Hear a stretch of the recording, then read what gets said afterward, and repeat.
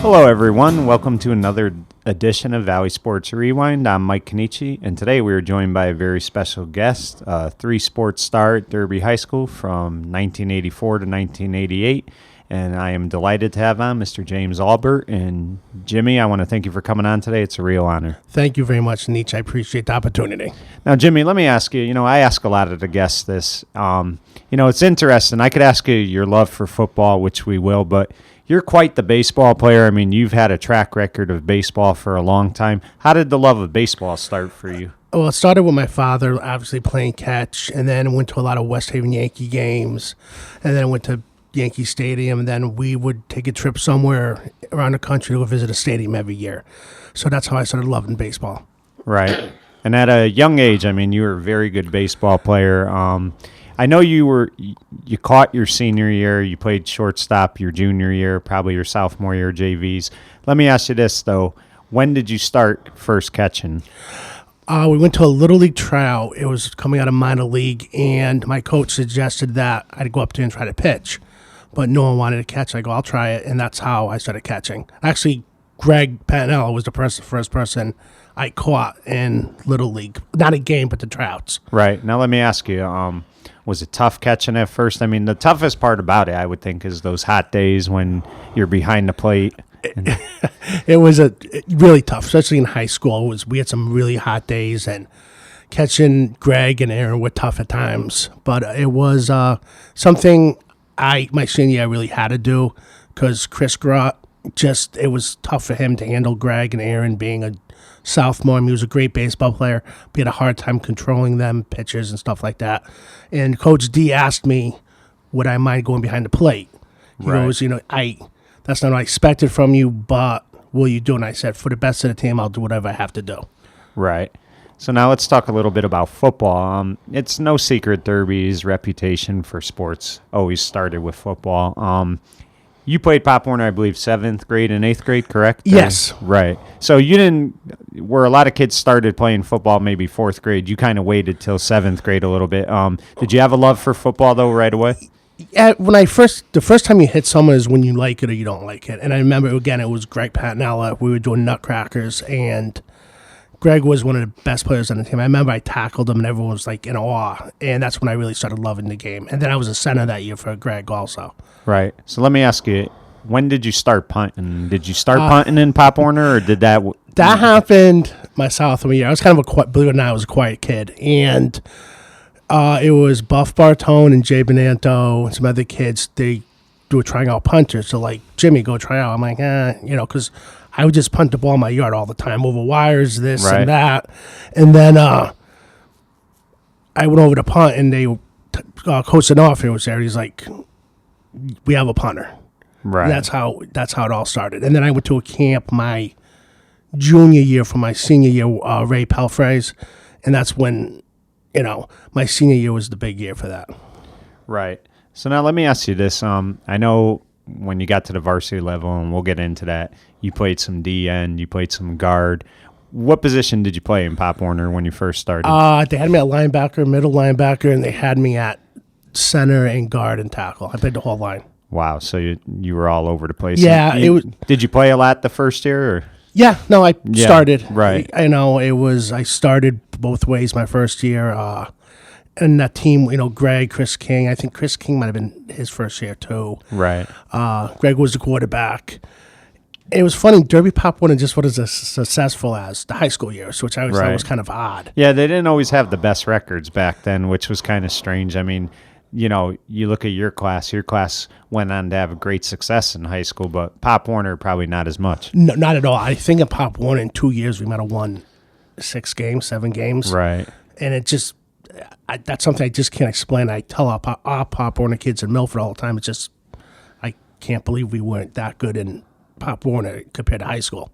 Right. Now let me ask you, who were some of your coaches in Pop Warner? Did you have Jimmy Mascola or Dave Stockmo? Or? I had Jimmy Mascola, Tommy Ketchmark. Yes, I had, and I can't remember any other coaches, but I remember Tommy Ketchmark because he was a neighbor down the road. Right. And, the thing about Pop Warner, you were talking about nutcrackers and stuff, but really that's where the hitting starts. It starts in Pop Warner because in high school, your coach can't spend a lot of time on hitting because there's so many elements that go into a high school thing. You got to do team D, team offense, perimeter, all that stuff. So really, you're learning how to hit when you're in Pop Warner. Absolutely. It was, again, it was the first time, and I think Mr. Patnello might have been a coach also, and it was a learning experience because I didn't know with the center position, the guard position, the tackle position. Right. They kind of had to show me everything because I didn't know any of these positions when I came out, except for, obviously, wide receiver, quarterback, running back. Right. And they weren't putting me there at that time. Right. And, the thing about it is, though, you were seeing Derby be successful at that point. If you were in 7th grade at the time, I would say that was probably like 82, 83, somewhere around there. And, the Lou DiFilippo era was kind of coming to an end, but he was such a, tremendous coach and a legend. And, Charlie DeCenzo was taking over. But you were kind of going to games every Saturday, seeing what a great team Derby was. Oh, yes. It was part of growing up in Derby. You had to go to those games. It was... Yeah. It was just part of tradition. What got you to look forward to the weekend? Absolutely, yeah. It was, it was like going to a Derby football game was like going to a West Haven Yankee game, or watching Ansonia Derby, Ansonia Shelton was like watching the Yankees play the Red Sox. Right. And that's when, the love of sports started. My freshman year, I didn't play. Right. I was really wanted to play baseball, and that's it. I mean, I played baseball all year round that year, and I got a lot of flack for that. Right. I had a real lot of flack from my friends, from some of the coaches. Nothing bad, but then it was Coach DeFilippo said something to me because I was in his gym class. He's like, "Why aren't you playing football, Albert? Why aren't you playing football?" And then Coach DeCenzo came up and said, "Why don't you try it out?" And I said, to me and Tony Piccarello, I said, "Okay, let's give it a try." Right, and that's very interesting because if you never really want to take that sophomore year off. That could really hurt you. Yeah. But interestingly, usually most kids will play freshman ball. So, it was kind of unique that you didn't and that you came back out after that, because a lot of times they'll play freshman ball. They'll hear how tough it's going to be when they go to the next level, and they'll take that year off. And you kind of did it the other way. Yeah. My father wanted me to play. My mother wanted me to play, and I just really wanted to play baseball. My really high school goal was I want to go to the States. I want to be this baseball team to the States and go to a championship. And I worked real hard at my freshman year. I remember I would work out with Chris King, him throwing, and he was saying, "Why don't you come out?" And I just did it at that point. I just wanted to play baseball. And it was funny because Chris went to quarterback, and that was Chris's first year as quarterback. I remember throwing with him almost every day in the summer.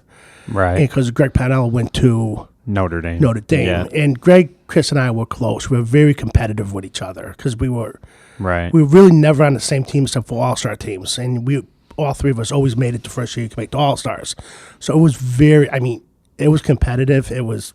We still make fun of each other for stuff. Right. We beat you in this, I beat you in that. It's just, it's a fun time seeing those guys. I haven't seen Chris in a while, but Greg I just saw Greg last week. Right. And we still talk about, baseball, our little baseball family in high school, which is kind of weird because usually it's a football family. Right. But it was growing up with those guys that really made you strive for more. And they were like a reason why I came. Well, Chris was a big reason why I played my sophomore year too. Right. And what's interesting, you talked about baseball and, you wanted to focus on that, and you talked about, you only played with Greg and Chris on All-Stars. You had quite the All-Star career in Babe Ruth, and, you capped that off your last year of Babe Ruth by being the MVP in All-Stars. So that had to be a great moment for you. Yeah, it is, especially like when you hit a home off Greg, Chris, or Dave Foley or something like that. People you grew up with, you talk about it. That year was my last year in Babe Ruth. I had a really good year. I remember one game I had 2 grand slams. I had 10 RBIs. I was like 4 for 4. Wow. Or something. It was something like that. But I remember that game. I remember Jeff Wazalewski. He was a very good player, yeah. Yeah, and I remember I hit a ball. He just contacted me. He goes, I hit a ball off him that was in Rondini's yard. I think it might have, came close to a window, something like that. Right. But it was a lot of fun. I mean, but growing up, I was a very competitive person, as you'll find out. I was probably one of the nicest people you meet, but on a field, I was just a different personality, and that's what it was. And your class was like that a lot too. I mean, a lot of those guys, those were tough kids. You know, when you look at your class, you know, maybe like there weren't necessarily 30 superstars on it or whatever, but you guys were all tough. And I mean, nobody was tougher than that group of kids. That we came in, I don't say we were arrogant. We all had an attitude, and we were arrogant. We all thought we were better than each other on a field, not, you know, in a classroom, but on a field. Right. And it was a weird team. We didn't have big kids. We had all kids that were fast, that were about 6'1" to 5'10". We're all kind of like the same size, but we were very competitive. We would hit. We were athletic. We were probably one of the better athletic classes in Derby, I would think. Right. And I remember even going in saying this class is going to be good. They're going to do some things, and we did. I mean, even our sophomore year, we had some players that played sophomore football. Chris and Buff played a little bit. Right. Junior year, I mean, 4 of the specialty positions we had starting and did 2 tackles. I mean, Jay Benanto and Buff were 2 of the best offensive tackles you're going to have there. Right. But we were very, very intense. We were very competitive, and we all had an attitude, and we had a cockiness about us. Right. We'd always strive to do better than someone else. Right. So you talked about freshman year, you didn't go out for football, you focused on baseball. And I know you had a good year with the freshman team on baseball, this and that. And I know John D was the assistant with Tom Face. So who was your freshman coach for baseball? It was Tommy D'Onofrio. D'Onofrio, it was Coach right. D'Onofrio. Yeah. He was, you know, Tommy did so much. He was a community. competitor too. Oh God. Yeah. You know. There's some coaches that you click with. Yeah. A coach like Tommy, Coach D. Me and Coach D were. It was. I loved him as a coach. Right. Coach DeCenzo, he'd get you to do anything. Like even Ronnie Leno, he was like our type of player. A hard nosed, tough kid. You know, and I loved playing for those type of coaches. Right. And you know, at the end of the day, they may have yelled a lot, but you know, they did it because they're just trying to make you better players. At the end of the day, they love their players. You know, people sometimes get confused with that. They think a guy's yelling at them too much, but it's really for the good of trying to get you, you know, to work harder. Oh, absolutely. I mean, I'm like that with our kids today in Pop One, and their parents are kind of like, whoa, wow, you're yelling this much at these kids, but our coaches are a bunch of yells for the most part. But it was, again, you know how different it was back then to today. Right. But I would, you know, that would get me motivated. Like I'd run into a battlefield with a knife with D. He'd get you to do, you know? Right. And that's how I liked this intensity of practice. I didn't like the last day of the whole practices. Right. So let me ask you this. You go out for the team sophomore year. Did you go to spring practice that year? Yes. Yeah, so let me ask you, you did that 15 days of spring practice. Did you leave there saying, I'll be back in the fall? You were... Oh, absolutely. So because you were loving the sport again? I was a pretty decent athlete. Right. And I was a good-sized kid, and I was fast. And it was hard work taking a year off with no pads on. And I was after that, like, I never want to give these pads up. Right. You know what I mean? These pads mean too much to me at this point to give them up. Right. And what a way to start your sophomore year and be on the, team. It was the first state championship the team would win, and it also ended an 11-game streak and a 9-year streak of losing to Ansonia. Let me ask you, for me to talk about every game that year, it would just take up too much time. Talk to me about the Ansonia game that year as a sophomore and what that was like to beat them. It was riveting. It was like you're on the edge of your seat, you're on the sideline, you're playing in front of 8,000 to 10,000 fans. Yeah, it was packed. And you're taking this all in when you're not playing, but you're part of the team. Right. And that week in practice, there were no days off. There was hitting and hitting and hitting. And I remember, when we got beat up because sophomores were smaller than the seniors, but we just got back up and just kept testing the seniors, the starters. Right.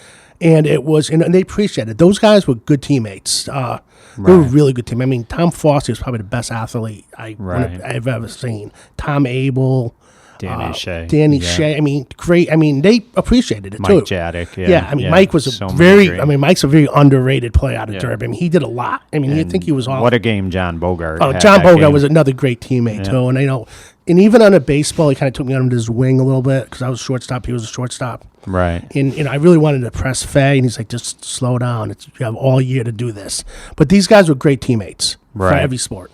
So, you guys come out and you win that game. Let me ask you, as a sophomore, you probably didn't get in too much in that game, but just the fact that, think about it, you were probably 15 at the time. Yeah. So you were probably 3 years old the last time Derby beat them, maybe 4. How are you supposed to remember that? So really, that's the first time you saw a victory against you. I remember the field flooding, and I remember I still remember the picture in the Evening Sentinel from up top of the mountaintop, and just everyone, people crying, people hugging each other, trying to get everyone back on the buses. It was it was an insane time that it was the first time you really experienced something like that.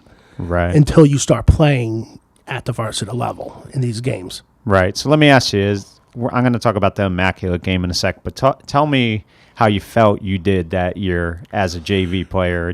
Were you satisfied with how you did? Yeah, I started. And you were punting that year, correct? I punted that year. I played special teams.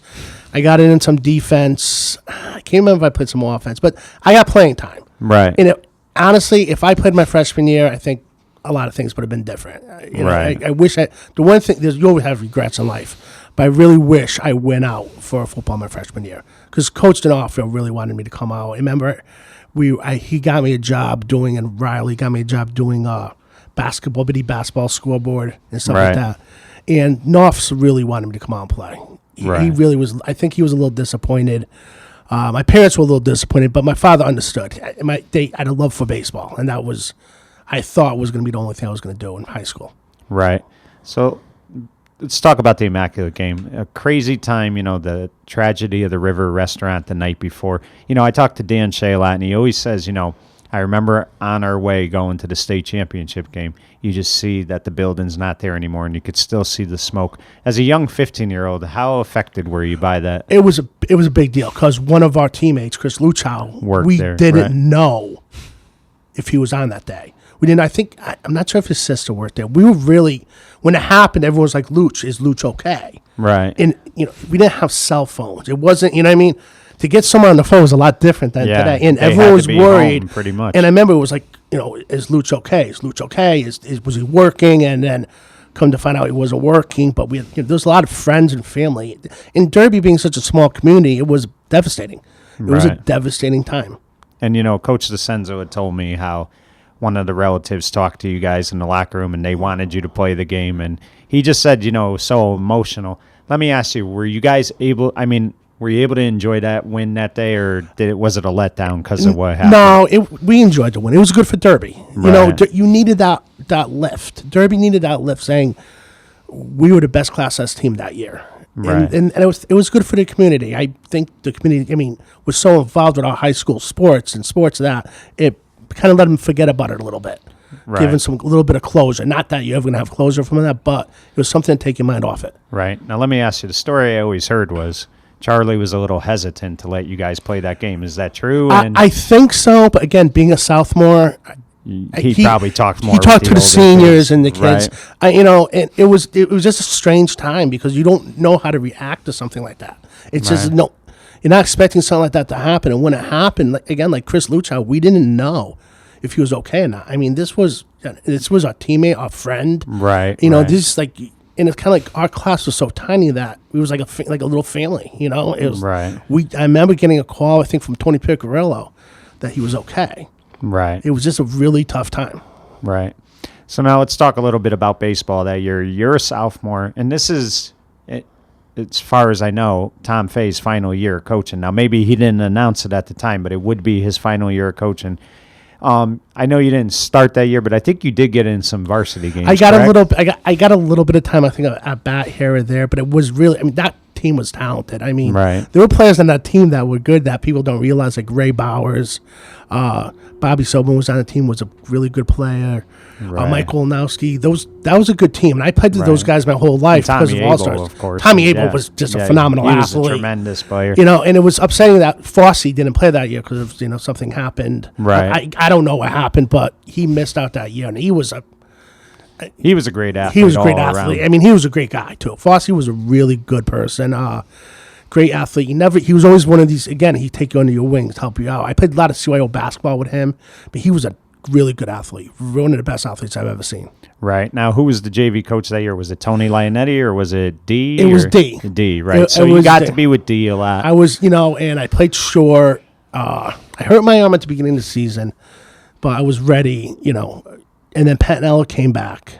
Right. And which was because Greg and I are lifelong friends. It was nice having him come back to Derby. And it again, it was one of the best athletes I've ever seen also. But it was right then and there, I remember saying to Tony Piccarelli, we got something going our junior year and senior year in baseball. We could do something. Right. We can make the States. We could, because that team should have made the States that year. But with injuries, Mark Ruck cut his hand, with Fossey not playing, it was just, it was kind of disappointing not seeing that happen that year. Because I wanted to sort of rolling, but it was also, D came in. And I loved D. You know what I mean? I loved playing for D. This is nothing against Coach Fay. It's just Coach Fay was a quiet guy. Laid back, yeah. Very laid back, not my type of coach. It just wasn't like it was with D. Right. Because Riles was kind of like the equalizer to D and everyone else. Right. So let's talk a little bit now about your junior year. Great team. They win the Housatonic League in football. Another great win against Ansonia. You guys go to the States again. You lose to Immaculate. But it was a very good year, and you found your way on the field a lot that year. And, your punting speaks for itself. Talk a little bit about that season. That was, again, I put a lot of special teams. I got in every game doing something somewhere, either at end or – but we had playing. That's when you really start realizing what you want to do. Right. And that was a surprising year because I don't think anyone thought that year was going to. You lost so many players. That we would come Jimmy back. Lewis back. Well, which, Jimmy Lewis was probably a top 5 running back in Derby. And Sovin, he was very underrated. Very underrated back, and he was a great defensive back as well. Yeah, he was. Bobby could block. Bobby was a fullback. We had a lot of juniors playing on that team starting. Like I said, we had 2 offensive linemen, 4 out of 6 skill positions, and then defense. We had a lot of defensive players on that team. But we, as juniors, we knew we had something even our senior year. I mean, we were licking at the chops ready for our senior year. And that was Jimmy Lewis had a great year, and Bobby Sobin led blocking. But, really, that line had a great year. Buff had a tremendous year that year. Jay Benanto had a great year, and that was when... And I think Luchow started at center. No. Ronnie Benito was the center. Luchow got time at defensive end. Right, he played, He played, but we got a lot of experience. Right. And it was because we beat a lot of teams where we'd get in a lot of time as juniors, to play. But that was a surprising year. I don't think anyone thought that was going to happen. Right, and now you punted that year, obviously. Yes. Talk about, were you nervous? Now it's a varsity game and you're punt, or were you just happy to be out there? I was happy to be out there. I was comfortable back there. Again, I was pretty athletic, so it wasn't like I was like a Steph behind the ball. Right. But I knew I played with these guys my whole life. Kids like you, that class, as we mentioned, they didn't get nervous. Nothing fazed them. If anything else, they were probably overly aggressive. We were very arrogant. We were cocky, and we were strong, fast kids. But again, like Jimmy Lewis, Ronnie Benino, Jeff Gabinelli, we played with these kids in All-Stars. Yeah. So they trusted us. Right. We started with them when we were a year below them. So it wasn't like you're going in that we didn't have a mistrust. Right. Like our senior year. We went in. It was a senior team. Besides, again, Mark Angeletti played Pop Warner, so we were very comfortable with Mule. Right. Kevin Burns played a lot, and we were comfortable with Kevin. But basically, Todd Hunter came in. I think Todd was a little sheepish at first. Right. But again, I became good friends with Todd, and he was a great addition, and Chris Anderson played. I think that's the only juniors played our senior year, but not to go off track. Right. So let me ask you, again, a great season. You guys beat Ansonia again. And you win the Housatonic League. Now, I think you guys knew before going into Shelton you had clinched the Hoosie. Let me ask you, I've heard different things. I like to get different opinions. Do you think they wet the field that day? Yeah. I was out there. You couldn't walk. Because there was no rain that day. Or the night before. It was soaked. I remember Ronnie snapped the ball, and I slipped through my hands. It was a little high, but I should have caught it. Yeah. And I ran around, and I kicked it. I should have actually ran, but Coach Senzo always tried to kick it first because I had about 40 yards in front of me. Right. And I kicked the ball, I think, about 68 yards. But I remember coming off. It was like walking in just mud, like an inch mud. You just couldn't get any traction. We were physical, but not like Shelton was physical. We didn't have big guys like Shelton did. We were fast, right? And that's what we depended on. And that took away Jimmy's game. And that took away. I mean, we could not run. I mean, if you watched our blocking schemes, everything was cross blocking, pulling, trapping, folding. Charlie knew what he was doing. He used speed, right, before his size, and it was we couldn't do anything on that field. It was walking in mud. That's all it was. I mean, it was honestly, it was ridiculous. Worst playing field I ever played in my life. Right, and as years go on, you kind of talk to these players you play against. Did any of them ever admit that the field was? Some of them said, yeah, it was a little, muddier than we thought, but it is what it is. Like you play the cards you get, and then we went into the championship game, and first half it looked like you guys were just going to run away with it and hide, and then the second half they just stopped the entire. They just kept. If I remember, they kept blitzing. Yeah, we couldn't block. We couldn't. Right. They were just, and they were big kids. Yeah, too. And we had. I mean, Saki was. I mean, we had receivers opened, but we just couldn't. We didn't block them. I mean, they were sending too many. It was just a hard. Again, it was a cap to a great season because no one expected that. Right. And after that game, I remember, our juniors, me, Buff, Chris, Greg Patnella, like, this ain't happening next year. I mean, right. we're rolling next year. Well, let's get ready. We knew what we had. We know when you play with kids your whole life, you know what they're capable of. Right. And we knew what we had to come in the following year. Right.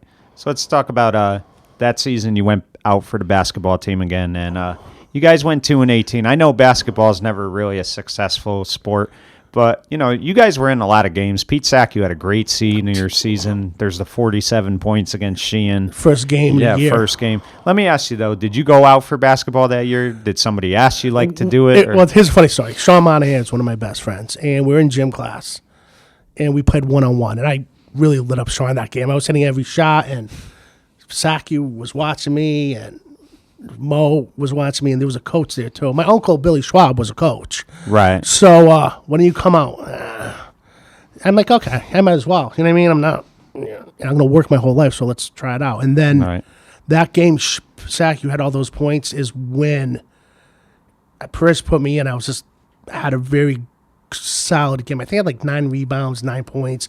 Kevin had 11 and 11. We were kind of more of like, let's pick for Pete. Let's get him the ball and let's try to play some defense. Right. But Pete Saki was an amazing basketball player. Just watching him shoot, he was unbelievable.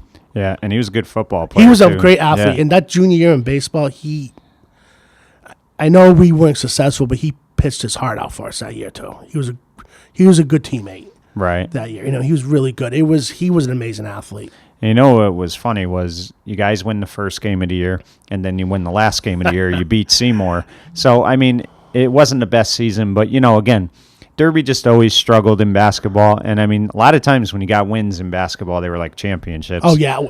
It was – we didn't have the kids go out that should have came out, too. If we had everyone that came out should have came out, we would have been in a lot more games. We would have had a couple more wins.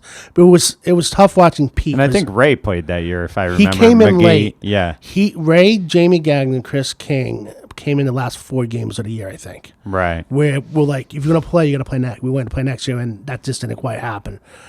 But it was it was tough for Pete because Pete was a basketball player. The rest of us were athletes. Kevin, P, and Tony Pick were basketball players. Right. The rest were athletes that played basketball. Right. So you talked about John D taking over the baseball program. He takes over your junior year. He also brings Steve Riley in. So now you got John D, you got Steve Riley. And, I mean, those guys were together for like 10 years, and they really had a tremendous ride in Derby. They won a championship. Talk to me, though, about that baseball team. You talked about how, you want to talk about Pete. Pete basically had to pitch that year, and he was not a pitcher by trade. So that was a tough year for you guys. I think you went 5-15, maybe. Yes, I think it was. Yeah. I think we lost 9 games in a row by 1. Yeah. It was just we couldn't get a hit when we needed a hit. We couldn't make. It was just a very frustrating year.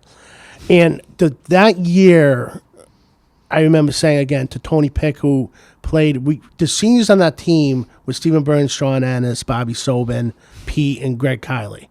And it wasn't, and just none, they played a good season. It's just, we needed a lot of leadership. It was hard coming in D's first year, switching over, and those guys switching from Faye to D. It was hard for some of those guys because Faye was laid back and D was more aggressive. You know what I mean? It was, and if we just couldn't get ahead, it was, a couple of the seniors had tough years, and it was just. And you had a good year that year. I had a nice year at shortstop. Me and Bobby at second. I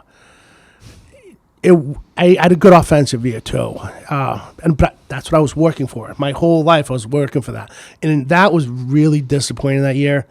But again, after the year, me, Greg, Riles, and D, maybe Tony Pick too, we sat down. We go, this isn't happening next year. Right. This is not going to happen next year. Because D was kind of like, I thought that was it for D at one point. D had a lot of pressure that year. He put a lot on himself. He may not have had pressure from the fans, but he put pressure on himself. And I remember, I'm like, we talked a lot more baseball that year than football, which is, again, for Derby, it was strange. And I'm like, this isn't going to happen next year. We got Chris King back. We got Aaron. We have 3 arms. Yeah. Again, like, Chris came out, who's going to catch, can you play second? And defensively, I could have played anywhere. And because we had great athletes on that team. And Tony was in center, which was a change because he was a first baseman most of his life. Right. But that's something we really wanted that senior year. But again, after the junior year, we were kind of like, I'm not going to let this happen next year. I'm not going to let this happen. Right. So now let's talk about football senior year. Now, this class early, a lot of changes were made. Number one, Chris King moved over to tailback. Tony Piccirillo became the quarterback. Coach DeCenzo felt, you guys, he ground chuck, he loves to run, and he felt like King could give them more depth at running back. It was a gutsy move, but it worked out. But, big win against Seymour to open the season, 14-12. I think Mark Angeli had like 20 tackles that game. It was that game we were saying we have to put pressure on Joey. That game it rained, and it was that. And it was a Friday night game. It was a Friday night game. I think the game started early too. It was like a 6 o'clock game, if I remember correctly. And we said we have to put a lot of pressure on Joey. And they had a good offensive line, and Mark Angeli had a big game. He was making every tackle. But our ends, and I was an end. I remember the kid blocking me. I don't think they thought we were going to be that fast off the ends. Because I remember, like, the 2-point conversions, 2 times I hit Joey. It was just, we had to put pressure on him, and we did. We contained him. We didn't let him roll out. We contained him. The coach had a great game plan. We stuck to it. But we had a lot of injuries, too. Yeah. We came into that season. Yeah. We needed everyone, and people stepped up. Yeah, and you talk about guys who stepped up, and I'm going to bring up some of the guys that may not have always stole the headlines. I could look at a guy like Andy Cota. You guys against Lyman Hall, he makes that 81-yard run on a pass from Piccirillo, and you guys win 7-0. It was a different guy every game that could step up for you guys. And then you talk about a guy like John Del Pret. He knew what his role was. He's going to come in probably on third downs. And he had a lot of sacks that year for a guy that, split time with Lou. And I think there was one other guy. Winston, John Rossetti. Yeah, so, these guys, they were all unselfish. They just wanted to do what was best for the team. And that's really why I think you guys were so successful. It was. And plus, we were very interchangeable. Again, we had a lot of great athletes on the team. We had a very athletic class where, we had Lyme that could have been back in the backfield. Our backfield was loaded. We were 5 deep that year with, when you have Aaron Sill on the bench, that says a lot. He was a great punt returner. He was a great running back, too. It's tough to break a lineup with Delmaro, King, and McGee. Right. Nicky, the plan was, they were going to rotate 4 backs. Right. With Nicky leading the way. Nicky was a pure football player. I think Nick, in fact, against Seymour, scored one of the touchdowns. Yeah, I think so. Yeah, he had, and he was hurt that year. His wrist had broke. Yeah. So he was limited to only defense, but he still got in on key situations on offense. He was great block. He was your prototypical fullback. Yeah. Tough that's what he too. Tough. Yeah. You didn't Nicky want would to make hit him you. mad. No, Nicky's going to hit you no matter what. But it was a game. It was just a very strange. We had a lot of injuries. Buff I think, hurt his tailbone. Yeah. Chris got hurt. McGee got hurt. I mean, everyone. We lost offensive line basically. Right. I remember during the preseason, I was playing tackle, and it was just. We were just saying, what's going on? I mean, then the Seymour game, I got hurt. I hurt my back. I mean, I was at a chiropractor right before the game. It was just we had a lot of injuries that year, which were odd because junior year we didn't have any really that were devastating. And, there's the classic game against North Haven. It looked like North Haven was finally going to end that streak. You guys are up 6-0. They're about to go in the end zone on the 10-yard line, and a big fumble. I forget who recovered it, but huge, play by you guys. And, I mean, that was the thing, too. This team, they bent a little bit, but they never broke. No, it was funny because we just couldn't put a team away. Again, I think it was because of the injuries. Right. Like even the East Haven game, and I remember the East Haven game because that was one of our better games on the offensive line, and we had a lot of injuries that game, and a lot of people stepped up, and we just couldn't put a team together. And back together. then, you didn't kill East Haven. East Haven was a good team back then, and they were nasty. They were dirty.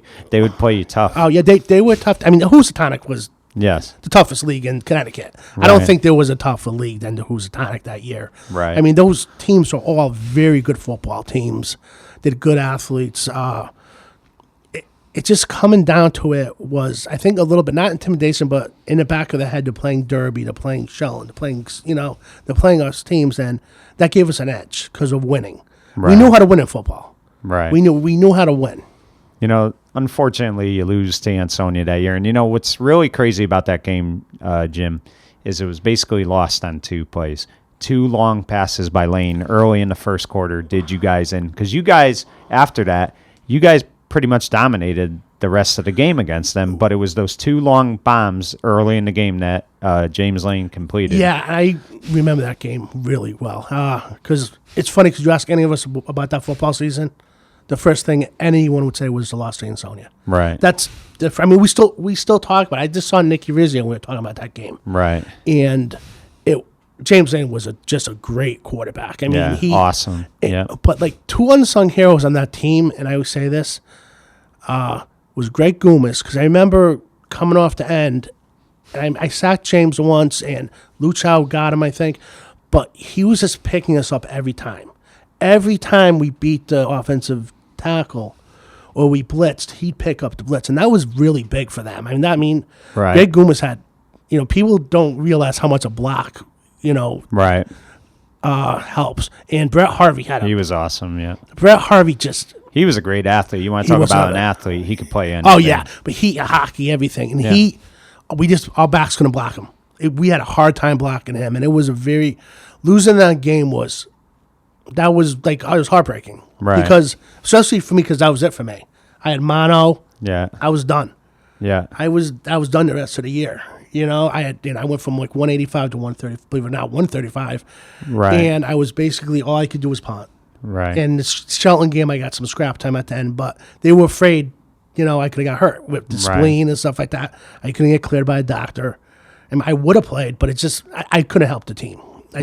Besides kicking and punting, I couldn't really do too much. Right. So that game was devastating to me because I was it. Because I remember I was in the hospital, and even the Ansonia kids came over and saw me, and because we were friendly with them. And that team, that was a great athletic team on Ansonia. I give them kudos. Definitely. But we did second half. It was 2 plays.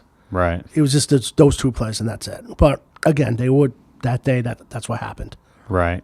But the measure of a championship team is to be able to recover. And you guys, you came out the next game. I always talk about this Sheehan game because it looked like the whole team had to take John Del Pret down on that fumble play. He made, or an interception, whatever he made. He ran like for probably 50 yards because they could not tackle him. They all had to take him down. And you get happy for a kid like John because John was a really good guy.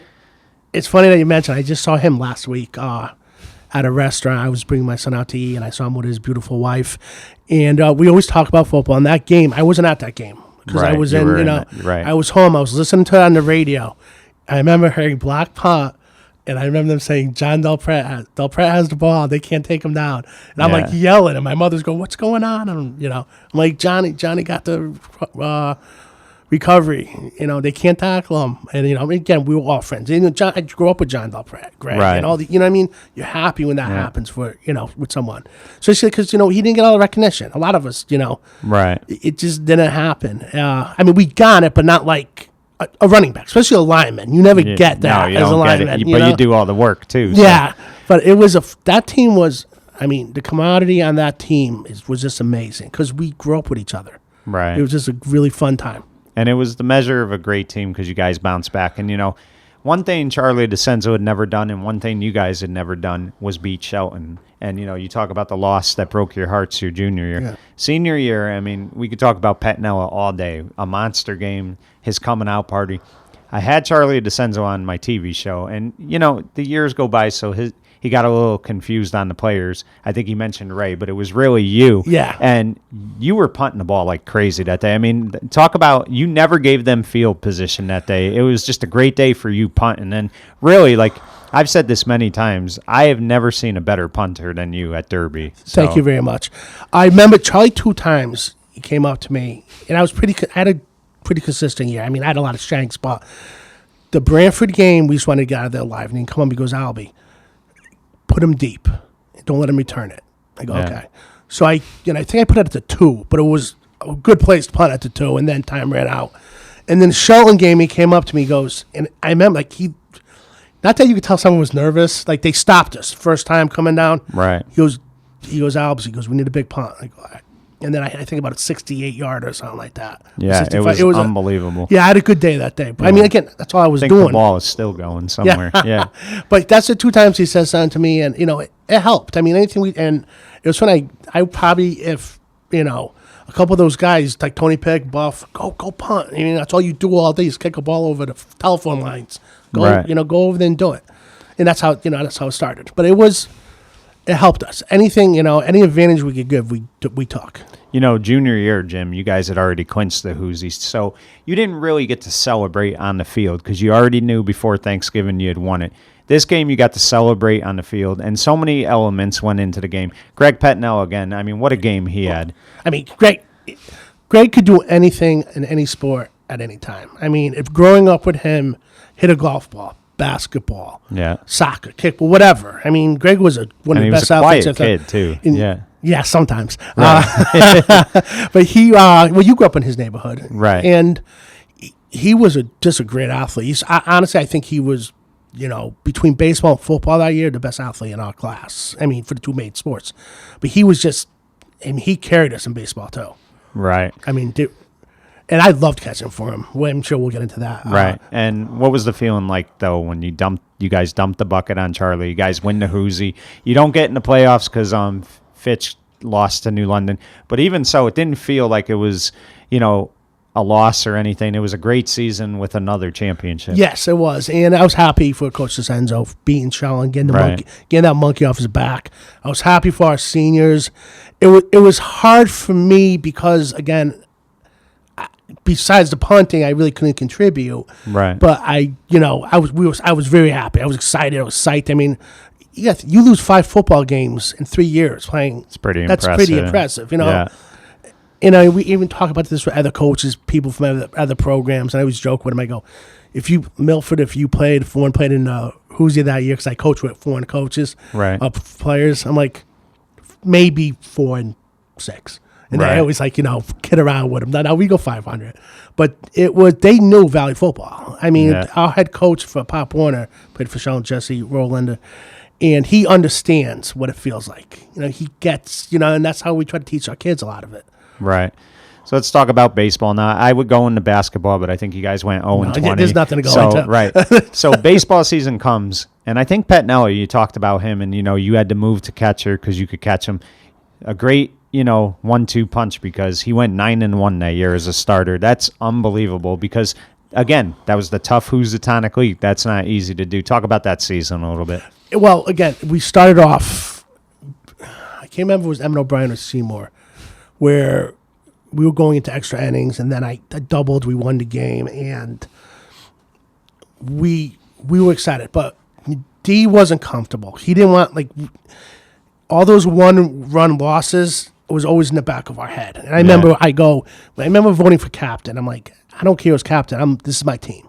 Right. You know what I mean, I don't, you know what I mean? Come and get me. You know, I'm not letting this happen that happened last year. We're not going to let this happen. Tony Peck and Dave Foley and Greg Panella, we lost Chris again that year, which was a blow, but we really grounded out. Chris was having a hard time catching Greg, being a sophomore, and, you know, Greg was sometimes tough to deal with being a senior. Right. And I'm sure, you know, in Riley's book, you read some of the stories. And so I go, okay. D asked me, he goes, do you mind moving the catcher? He goes, it's not the plan, but I go, again, if it's best for the team, I'll do it. Not that I disliked catching. It was just... You're comfortable at short. I was very comfortable at short, and then catching takes a lot out of you. Yeah. I mean, those days, that's 92. Yeah. And Greg and I would, you know, I'm like, Greg, just let me call the game. If you just shake me off, you don't like something, you know what I mean? And him and Aaron just pitched their hearts out that year. I don't think, honestly, I think we might have had 2 out pitches and 1 pass ball the last 18 games, or 20 games after 21 games after the States. But Pennell was electrifying, and Aaron would just place the ball on the tee. I could get down like Tony Pena and Aaron would hit my glove every time.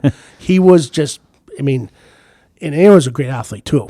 And he had a great year that year. Great year. And we had a lot of surprises. Vinny Marulli, Mike Mangello. Yes.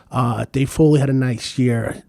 Pokey, I mean, came up big. Right. And I think even Jeff Owens found the field a little bit. Yeah, he got in a little bit. Right. And Pokey was a very underrated player. Oh, God. Yeah, I mean, I remember I hung out with Pokey a lot because we joke around because he was a shortstop, I was a shortstop. Yeah. And I was a little concerned, you know, me moving from short. I mean, we had Greg and we had Pokey. So, again, every All-Star team, we were all together. So you're comfortable with these moves. And Pokey was a very underrated athlete, too, in Derby. But he was a great, you know, he had a great junior year for himself. Right. And, you know, Jim, one of the games, I can't remember the exact team, but Steve Riley tells me this story all the time, so I have to bring it up. There was one game where the team didn't want to play you guys, and they forfeited, and you were so upset. He tells this story all the time that a kid living on the east side of Derby, you would not take a ride home from anybody. You were so dejected that you walked all the way from Ryan Field back to the east side of Derby. Do you remember that game? Yes. It was East Haven. I'm pretty sure. Was it East Haven? There was a bus. A bus didn't come pick us up. Yeah, it was something like it was something. Yeah, like that. It was something to do with the bus. And even Greg was like, "Calm down, you know, calm down." I mean, I remember I was ripping up a clubhouse, and D had to come in. I mean, I'm like. That's how much you love the game. That's how much. I mean, I was swearing and yelling. I'm like, and I walked all the way. I made it to McDonald's, and somebody gave me a ride home. Some of the sisters, they picked me up. I actually think it was Chris King or Mr. King or something like that. But that's how I ended up getting a ride home from there. But I was mad. I was really. I mean, I knew we were gonna do something special that year. I knew we were gonna make the States. I knew we were gonna do some damage in the States. It's just when we got on a roll, and our pitches were tremendous, and we always had a key hit, and someone came every time. And you put quite a few over the fence that year, if I remember correctly. My senior year, junior year, I had a lot. Right. I think I had six or seven or something like that. My senior year, I had a couple, but not. But the average was very high. My on base was high, but I wasn't as strong because of the mono. Right. I mean, I lost 20 pounds, so it wasn't. Right. Like, you know, that was the other thing would be like, if the mono really kind of messed up my season in football and baseball, because I just wasn't as strong. It was like everything was a grind with it because it just kept, you know, it stays in your body for 6 months. So, but I believe senior year, correct me if I'm wrong, you were all league or all valley that year in baseball? Yeah, junior year, both leagues, yeah. Yeah, so I mean, and again, baseball had so many good teams. You know, North Haven, maybe they weren't the best football program, unbelievable baseball program. So many teams with so many talented athletes to make all league 2 years in a row. That's pretty impressive. Well, I mean, it was, I had a better junior to senior, well, homer-wise, power-wise. Right. But senior year, I had a good season. I had a good season. I remember for all Hoosie, typical D, they're taking the votes, and Panella was in it. Something was supposed to happen where I was gonna be like a utility player, but then something came up, and D just left the vote. Right. And Riles was there, but that's why you love D, because he stuck up for you. Yeah. You know, we had a very, very good team, and Chris, from this day on, Chris would have been, I think, a big difference maker that year. Right. That gives us 3 arms and another bat. Chris was a great baseball player. But Aaron had a great season. I mean, Aaron had a really good season, and Vinny Maruga had a great season for us that year. Yeah, and that class, they knew how to win. And, again, basketball, Derby has never really won. But any sport you think of, I mean, Aaron Sill, he was a very good wrestler too. Yep. So, I mean, this class just knew how to win in everything they did. In track, you look at Ray McGee, how awesome he was. Nick Rizzio was good in track. You guys, as a group, you weren't just good football players. You were great athletes. Yeah, we were. I mean, we were fast. Even our linemen were fast. Even we were a fast team. I mean, kids that you wouldn't expect would be fast. We're very fast on the team. And again, that's what Charlie based on the offense. I did more pulling that year, more X blocking, more folding. And it was easy for us to get the guards to get in front of the backs because we were fast. Right. I mean, and I remember the East Haven game. I kept pulling, just getting through with Chris just running the first half. The second half was a little different.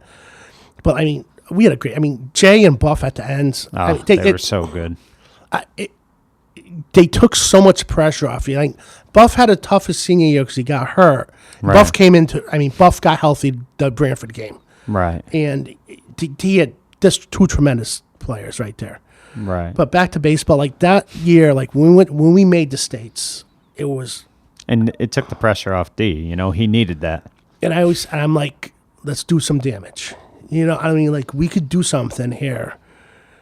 And I would love his father because like if you have a football family, we had a baseball family. Like my parents would be there every game.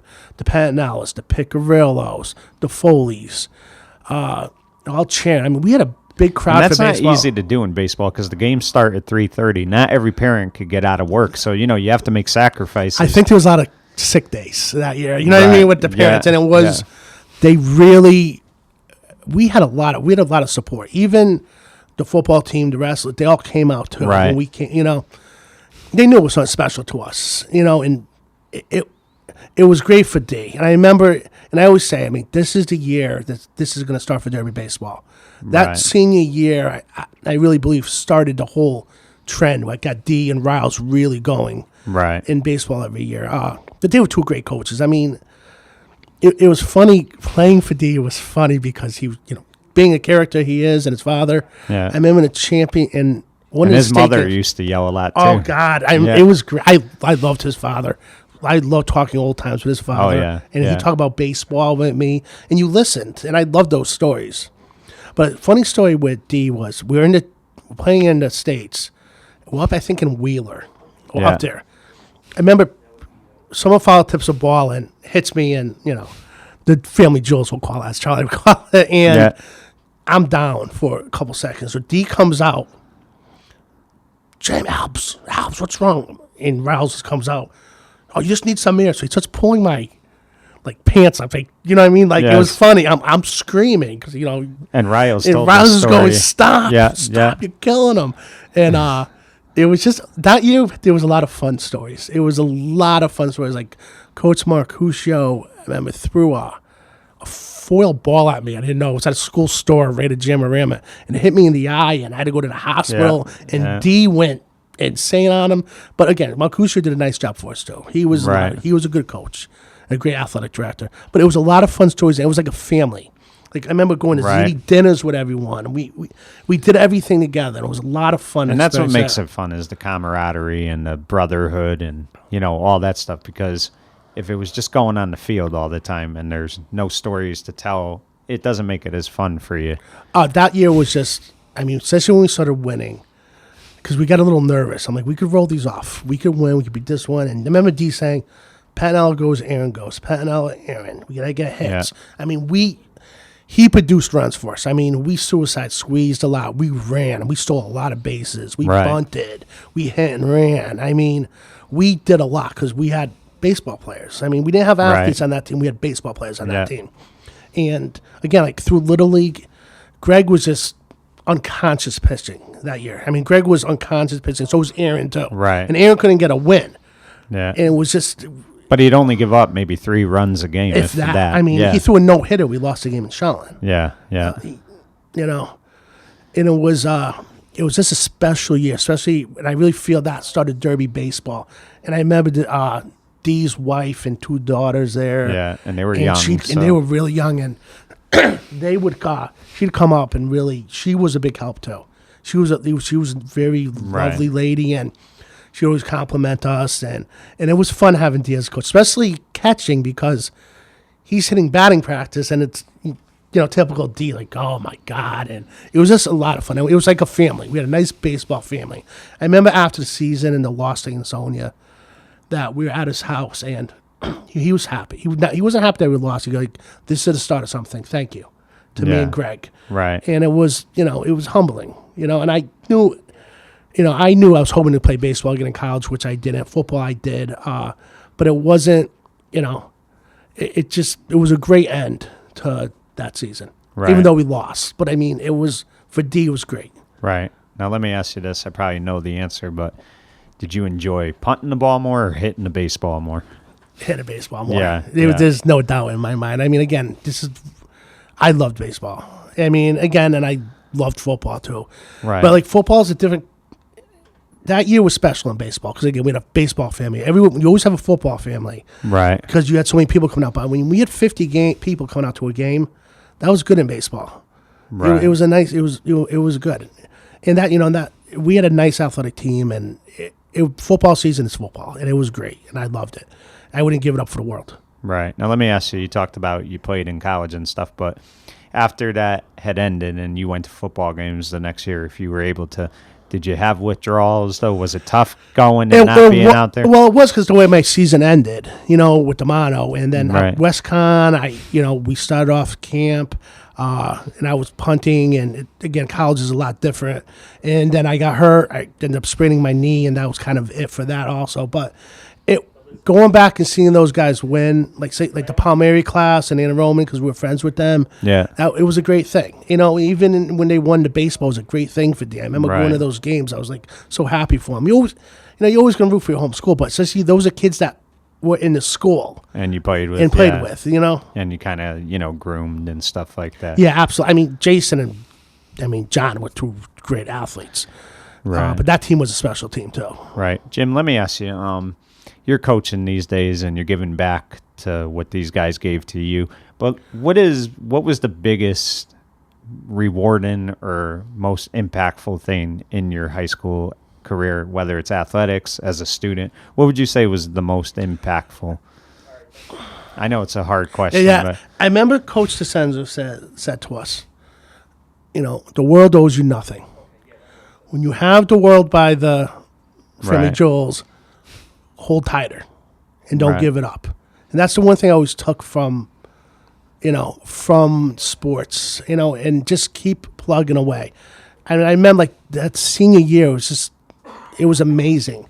I mean, going into the playoffs in baseball and then football to Hoosie, and again, we thought we were the best team in the state that year. Obviously with the loss that didn't happen. Right. But it was, to lose 5 games in 3 years in football, it was amazing. And what we did with Dee and start this off was a great feeling. So when he won the S in baseball was, if we all felt like that was part of us. You know what I mean? It was a weird feeling. Like this started with me. I was with Dee his first year. Right. And he was he was a tremendous coach. Right. Well, Jim, it's hard to believe we already went an hour, but we did. But I want to thank you for coming on. It was really a privilege for me.